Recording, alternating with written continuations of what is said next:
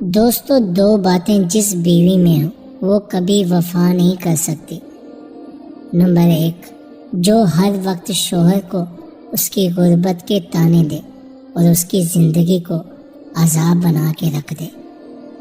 Number 2، شوہر سے دور دور رہے گی، اسے وقت نہیں دے گی، ہر بات پر تلخی سے پیش آئے گی۔ گاہک نے دکان میں داخل ہو کر دکاندار سے پوچھا، سیبوں کا کیا بھاؤ لگایا ہے؟ دکاندار نے جواب دیا، سیب 100 روپے کلو اور امرود 80 روپے کلو ہیں۔ اتنے میں ایک عورت بھی دکان میں داخل ہوئی اور کہا، مجھے 1 کلو سیب چاہیے، کیا بھاؤ ہے؟ دکاندار نے کہا، امرود 20 روپے اور سیب 30۔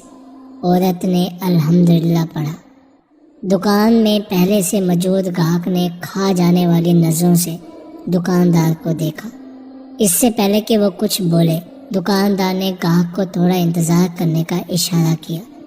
عورت خریداری کر کے خوشی خوشی دکان سے نکلتے ہوئے کہنے لگی، اللہ پاک تیرا شکر ہے، میرے بچے انہیں کھا کر بہت خوش ہوں گے۔ عورت کے جانے کے بعد دکاندار نے پہلے سے موجود گاہک کی طرف متوجہ ہوتے ہوئے کہا، اللہ گواہ ہے، میں نے تجھے کوئی دھوکہ دینے کی کوشش نہیں کی۔ یہ عورت 4 یتیم بچوں کی ماں ہے، کسی سے بھی کسی قسم کی مدد لینے کو تیار نہیں۔ میں نے کئی بار کوشش کی اور ہر بار ناکامی ہوئی ہے۔ اب مجھے یہی طریقہ سوجا ہے کہ جب یہ آئے تو کم سے کم دام لگا کر چیزیں دو۔ میں چاہتا ہوں کہ اس کا بھرم قائم رہے اور اسے لگے کہ وہ کسی کی محتاج نہیں۔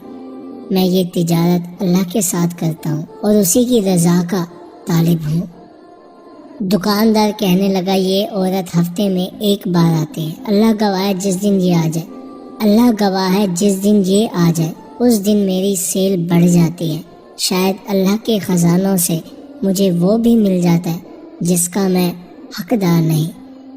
گاہک کی آنکھوں میں آنسو آ گئے۔ اس نے بڑھ کر دکاندار کے سر پر بوسہ دیتے ہوئے کہا، با خدا، لوگوں کی ضرورتوں کو پورا کرنے میں جو لذت ملتی ہے اسے وہی جان سکتا ہے جس نے آزمایا ہوا ہو۔